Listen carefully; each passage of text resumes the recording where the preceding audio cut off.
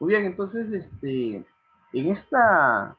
en este segundo bloque, vamos a realizar una clasificación, aunque es una forma de expresarlo que en realidad una clasificación de funciones es bastante complicada porque el tema de funciones es bastante amplio. Pero básicamente, ¿no? Un panorama preuniversitario podría verlo como funciones algebraicas, funciones trascendentes, funciones a trozos. ¿Qué cosas son fracciones, o perdón, funciones algebraicas? Son aquellas en las que se comprenden a las polinómicas, o sea, si nosotros recordamos un poco de lo que es nuestra teoría de polinomios, podemos observar que hay polinomios de grado 3, grado 2, polinomios lineales, ¿no? Justamente algo por el estilo le estaba mencionando. Si yo, por ejemplo, tengo un f de x, ¿no? Y yo quiero representar de forma lineal, una forma general lineal es esta, ¿no? Y le había preguntado qué significaba m, qué significaba b, ¿no? Entonces, m, no se olvide que era la pendiente, ¿no? Y que el b era el intercepto con el eje y, ¿no? El intercepto con y. O sea, en donde se corta con el eje y. Es una forma muy interesante de explicar, ¿no? También tenemos a lo que son las funciones racionales, que tienen forma de fracción, ¿no? Y también tenemos a los irracionales que manejan pues una determinada raíz. Entonces, ¿por qué es importante conocer pues a la fracción, a las funciones del tipo algebraico que van a generar pues esta clasificación? ¿Por qué son importantes? Porque al menos lo que son los racionales e irracionales, al menos estos, te van a dar un contexto o te van a dar las bases para poder determinar el dominio, los cuales son qué cosa. No es nada más y nada menos que los valores que toma la variable independiente. ¿Por qué, profesor? Porque justamente para poder nosotros determinar el dominio, nosotros nos tenemos que basar a las reglas ¿de quién? De de los reales, ¿no? ¿Y qué es lo que menciona? Lo que mencionan es de que si yo tengo una fracción, el divi, el denominador, ¿de acuerdo? Tendrá que ser pues diferente de cero, ¿no? O sea, voy a poner así, voy a poner una igualdad y voy a poner la línea de diferente, ¿no? Sería diferente de cero, ¿no? Por otro lado, si yo por ejemplo tengo la raíz, ¿no? De índice par, ¿no? Índice par, supongamos acá un 2n, de una expresión, entonces esta expresión tendría que ser mayor o igual a 0, ¿no? En caso sea impar, ya no importa si es positivo o negativo, pero en el caso sea par, tiene que ser mayor o igual a 0. Profesor, ¿y qué pasaría si yo tengo una expresión así y en la parte inferior tengo una expresión así? Que esto de acá es de índice par y acá tengo una expresión, no sé, m. Entonces, acá yo podría decir de que m es mayor o igual a 0. Entonces, la respuesta es que no. ¿Por qué? Porque en este caso tendrías que combinar la idea que está en el punto 2 con la idea que está en el punto 1. Entonces, si usted se da cuenta, el punto 1 hace referencia pues a lo que estamos observando acá, y el punto 2 hace referencia a lo que tenemos acá. Entonces, por eso es importante, porque nos da, en cierto modo, el panorama que nosotros necesitamos para poder definir el valor del dominio. Profesor, ¿y cómo vamos a determinar el dominio? Ok, entonces, eh, ¿cómo vamos a calcular el dominio? Profesor, ¿cómo voy a calcular el dominio? O sea, todos los valores de la variable independiente. Bueno, lo vamos a calcular simplemente obedeciendo estos puntos que estamos observando acá. Entonces, la pregunta de rigor es, ¿cómo voy a calcular el dominio? ¿Cómo? Entonces, es sencillo. Yo por eso acá había puesto punto 1, punto 2 y la combinación de ambos. Entonces, ¿para qué me sirven estos? Justamente me sirven para calcular el dominio. Porque, ¿cómo voy a calcular el dominio? Y si gusta yo lo coloco así, ¿no? ¿Cómo calculamos el dominio?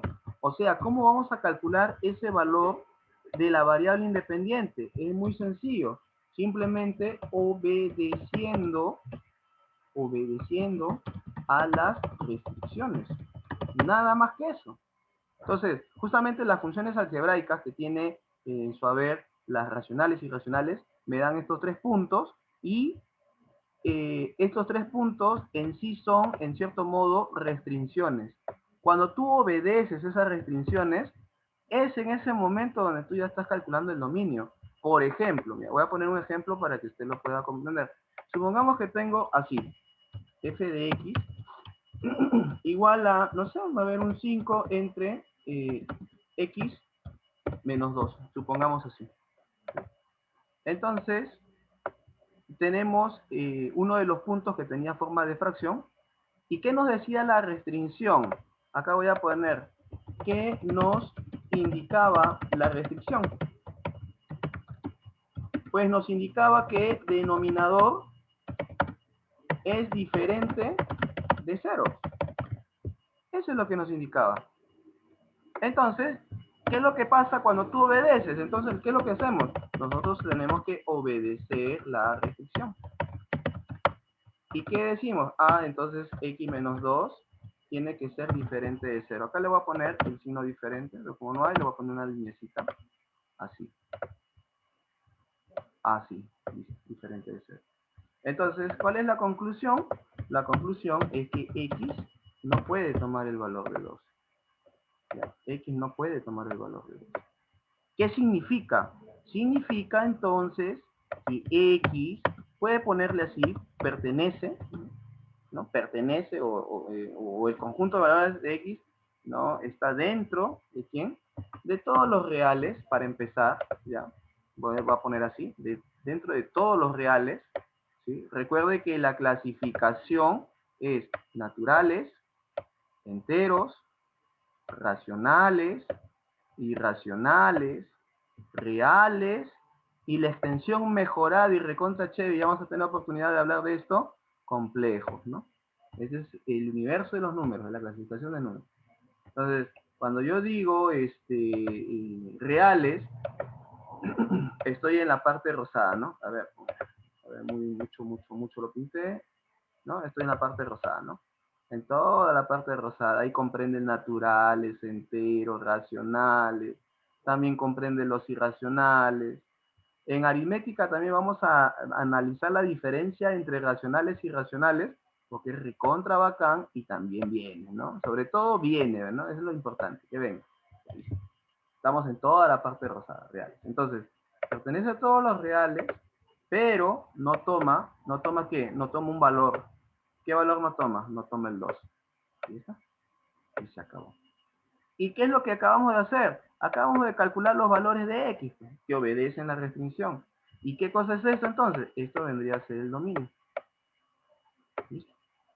Entonces, para eso me sirve esta primera parte. ¿Y luego qué? ¿Y luego qué? ¿Y luego qué? ¿Ahí queda todo? No. Acá hay que comprender que a partir del dominio, ¿no? Y esta parte es importante, ¿eh? O sea, esta parte tiene que quedar clarita, al menos de forma elemental. Ya en la universidad esto se va a perfeccionar. A partir del dominio se crea el rango.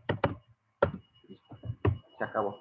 O sea, ¿de dónde obtengo el dominio? Tiene que conocerse ese ordenamiento. El dominio yo lo voy a obtener cuando yo obedezco las restricciones.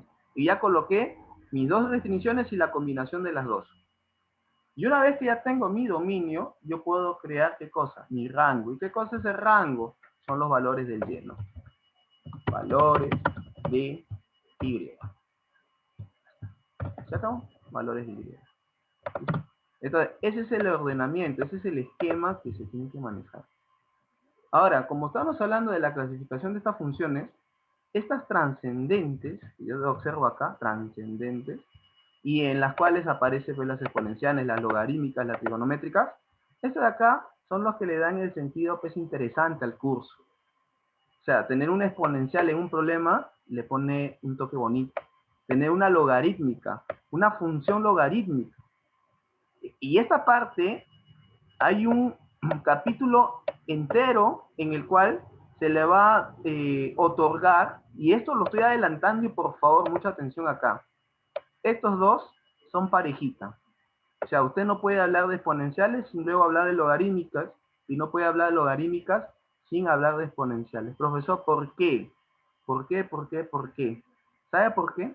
Porque una es la inversa de la otra. Por eso le dije, colocar una clasificación de funciones es algo en un cierto sentido absurdo, porque el mundo de las funciones es amplio. Porque mire, dentro de este pequeño recuadro donde yo quiero, entre comillas, clasificar, ¿acaso he encontrado lo que es, por ejemplo, las funciones inversas? Pues no. Y justamente, ¿de acuerdo? Justamente, las exponenciales y las logarítmicas son inversas entre sí.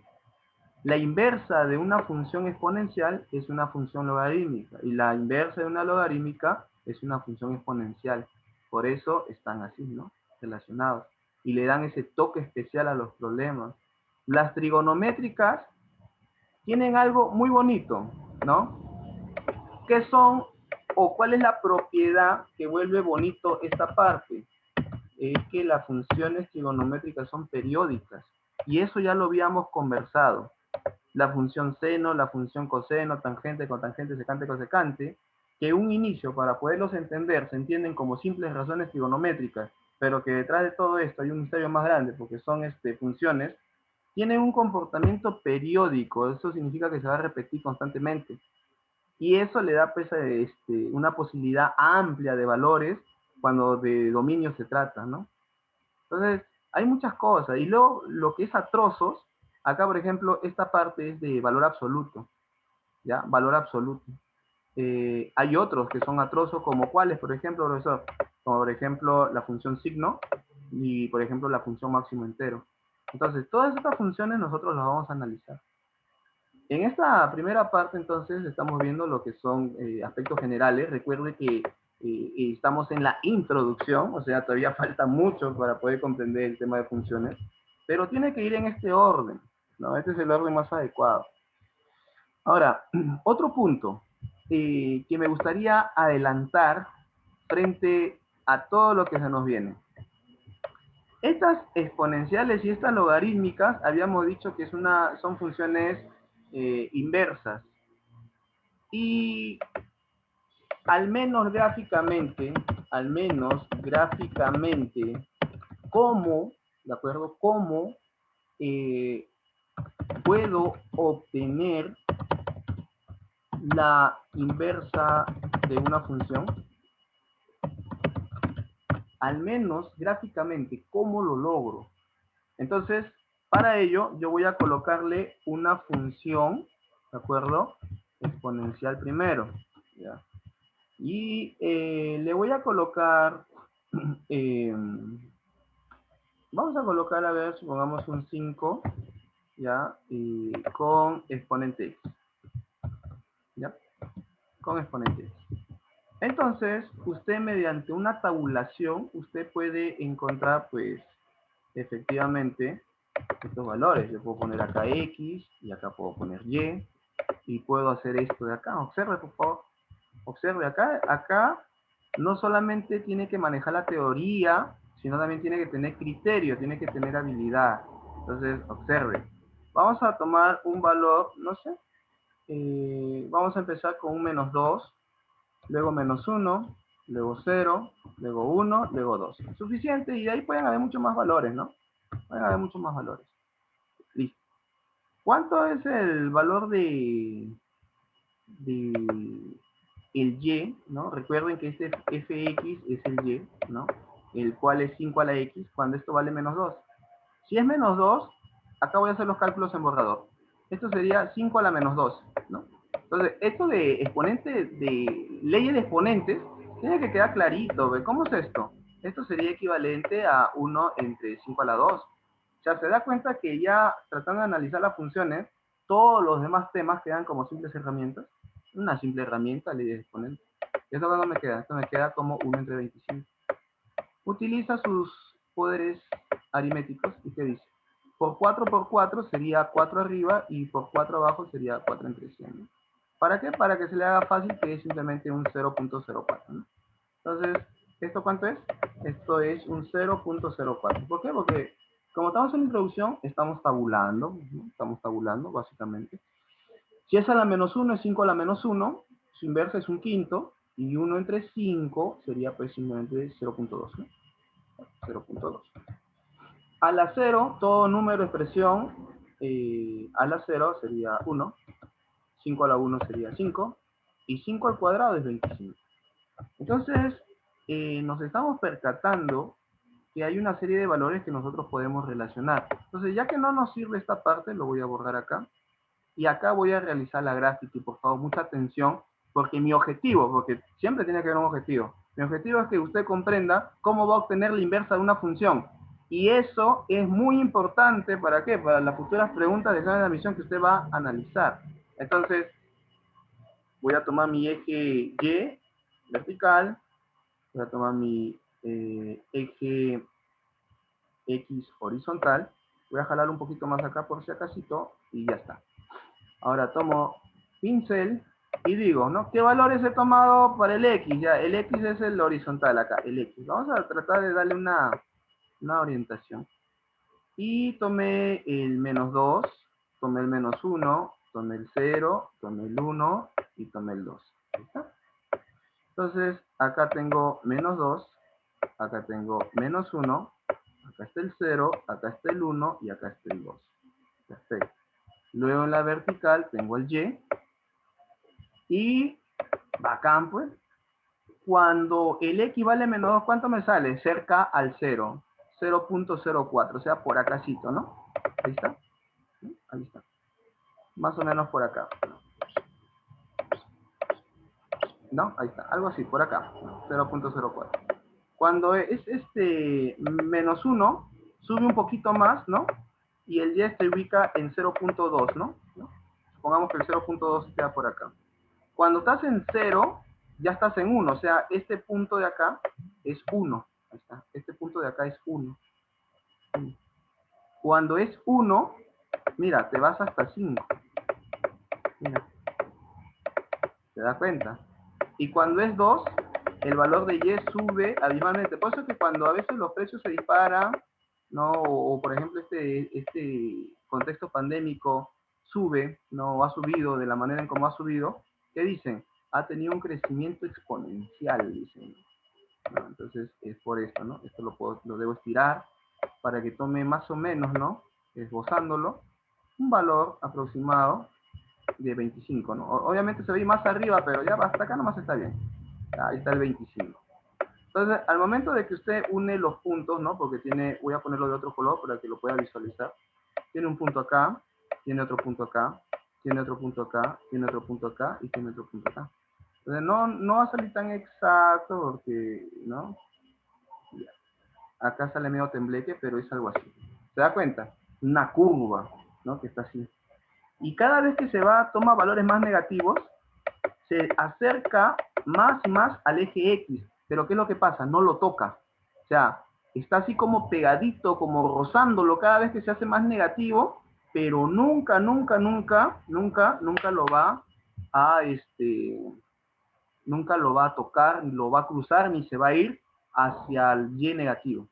¿Se da cuenta? Entonces, eso de acá es, por ejemplo, la gráfica de 5 a la X, que es una función exponencial.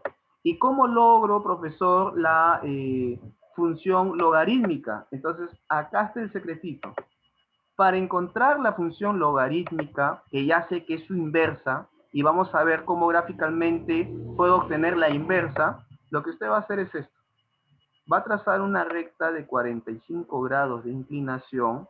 Ahora tiene que tener un poquito de conocimiento de trigonometría, 45 grados, ¿no?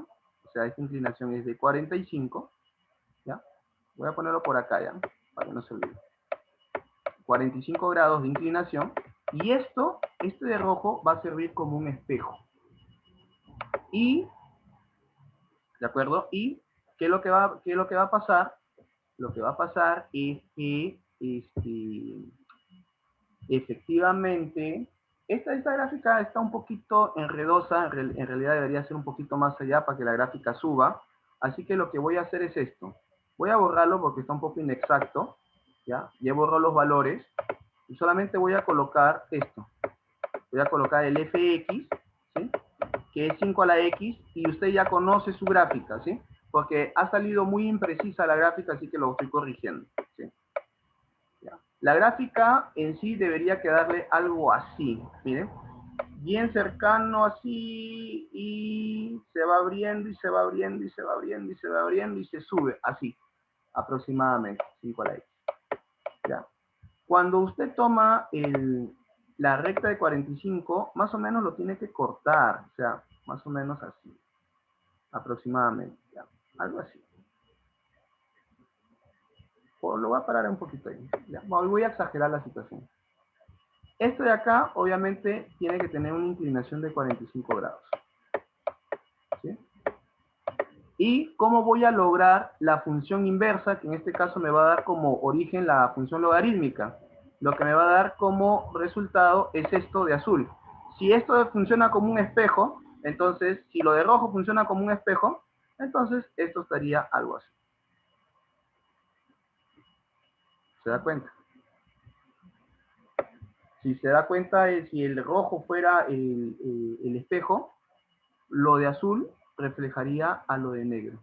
No sé si lo puede observar con exactitud. Claro que acá me pasé porque acá se está cerrando mucho, ¿no? Para que lo pueda divisar bien. Acá está cortito, cortito, y por acá está así. Imagínense que es así. ¿Ya?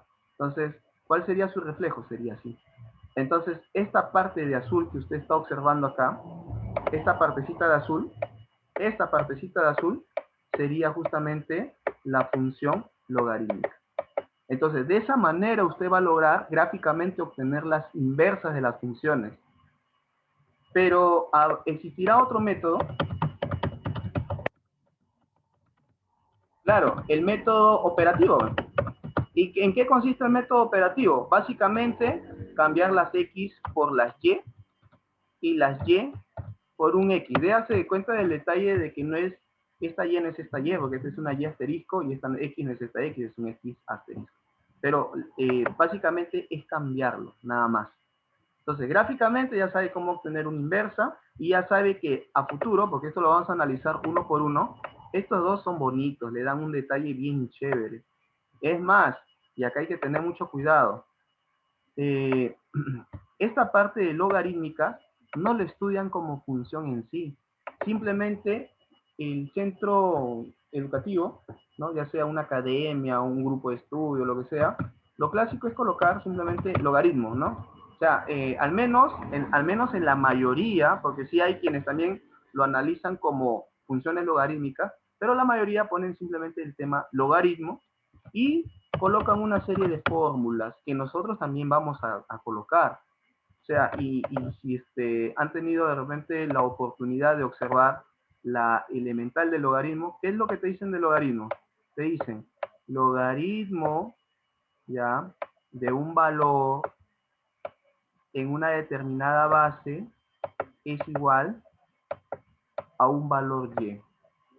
Eso significa que el valor x va a ser igual a la base tomando como exponente al y. Esa es la fórmula más básica, ¿no? Esa es la primaria, la primerita de todas, del tema logaritmos. Porque primero te dan fórmulas, te ayudan o te enseñan a trabajar esas fórmulas, pero muy poco se analiza la relación que tiene con las exponenciales. Y por ende, cuál es el fenómeno que ocurre con su dominio y su rango. Profesor, otra formulita por ahí, pues de repente más adelante lo voy a necesitar. Otra de las formulitas que utiliza, por ejemplo, es esta.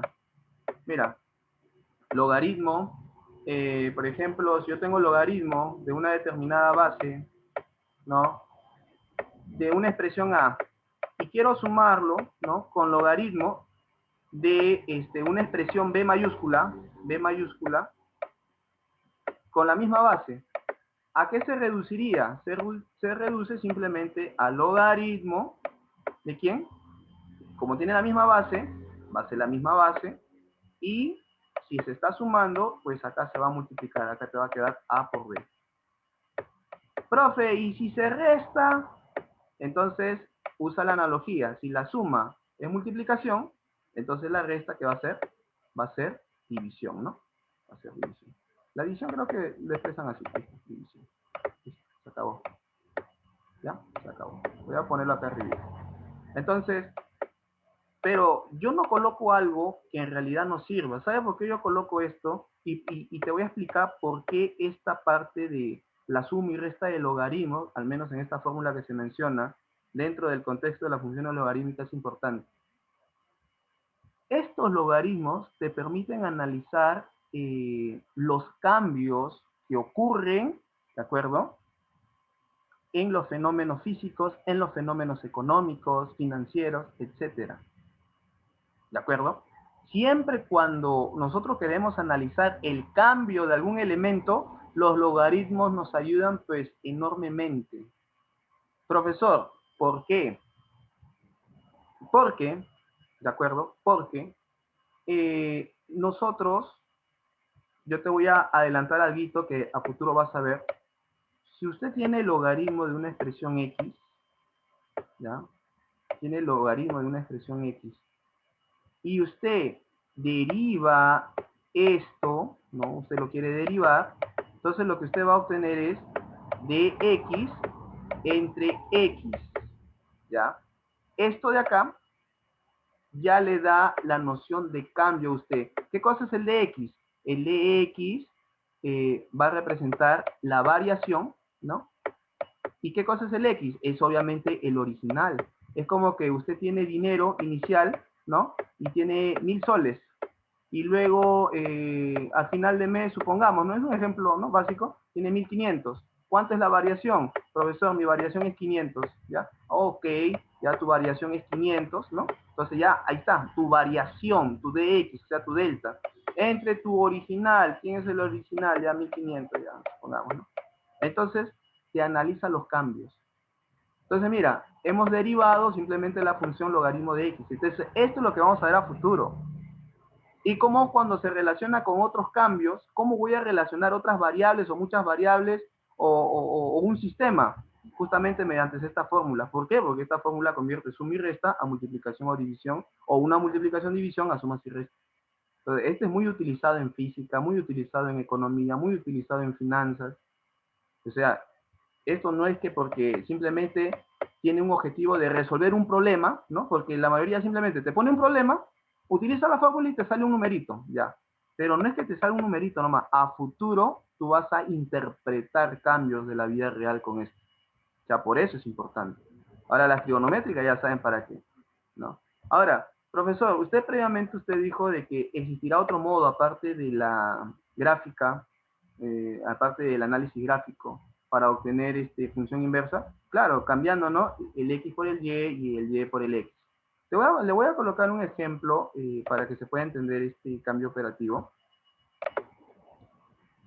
Bien, entonces, ¿cómo voy a lograr operativamente el cambio del x y esta situación? Muy fácil, mira.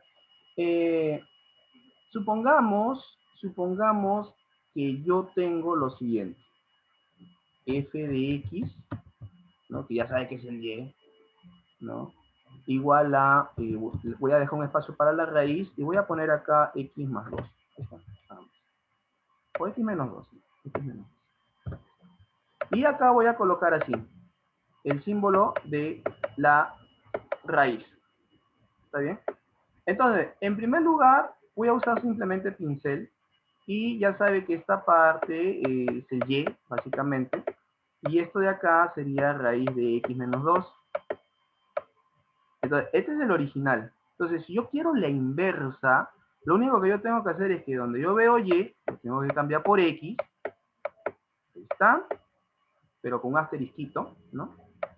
Y esto va a ser igual a ¿quién? Otra vez coloca todo, simplemente estoy cambiando el x y voy a poner el y con asterisquito. Y esto menos 2. Y lo único que tengo que hacer es pues despejar esta raíz, pasa al otro miembro como cuadrado, que quedaría x asterisco al cuadrado, ¿no? Este menos 2 pasa como más 2, y este equivalente a ¿quién? A y asterisco. Este y asterisco justamente es la función inversa. Si usted ya se quiere olvidar del asterisco, simplemente tiene que la nueva función, ¿no? F, X, sería X cuadrado más 2. Pero para representar que es inverso, hay un montón de connotaciones. Puede ponerle asterisco, otros le ponen un 1 menos, así, 1 menos, ¿ya? Para determinar que justamente es la función inversa.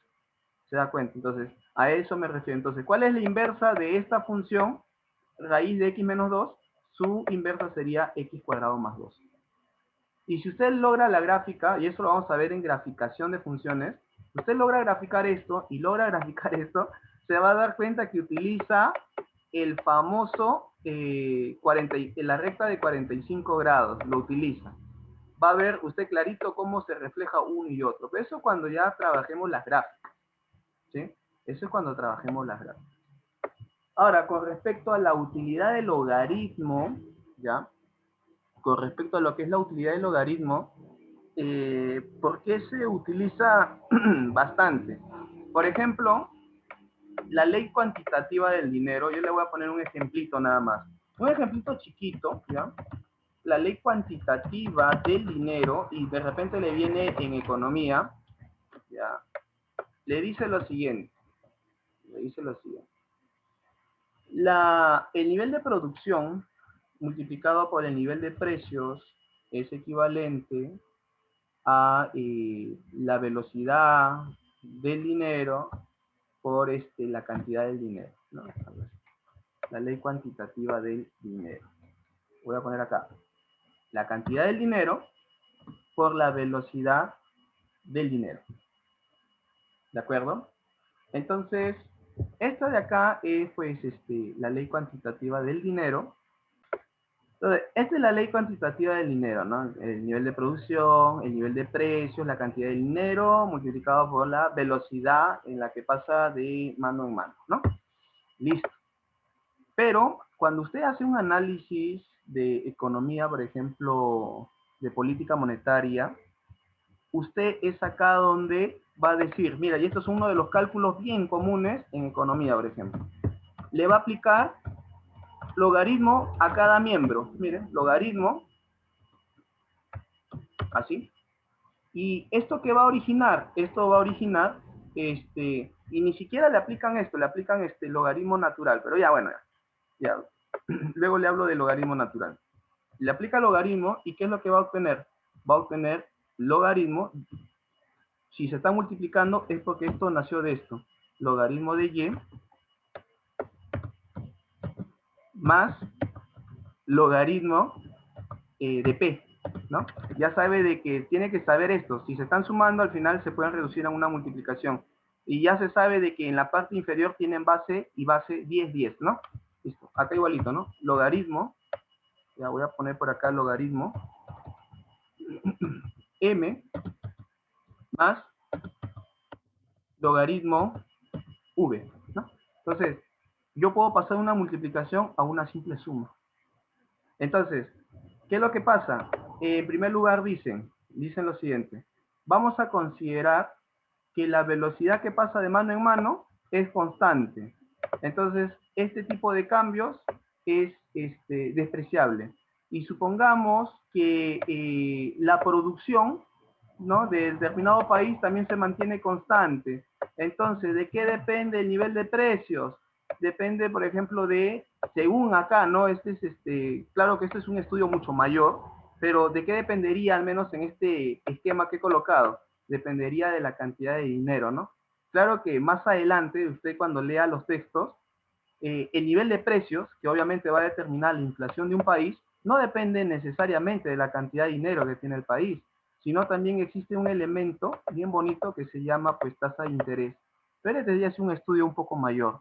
Pero básicamente se da cuenta que dentro del análisis de aspectos reales, ¿no?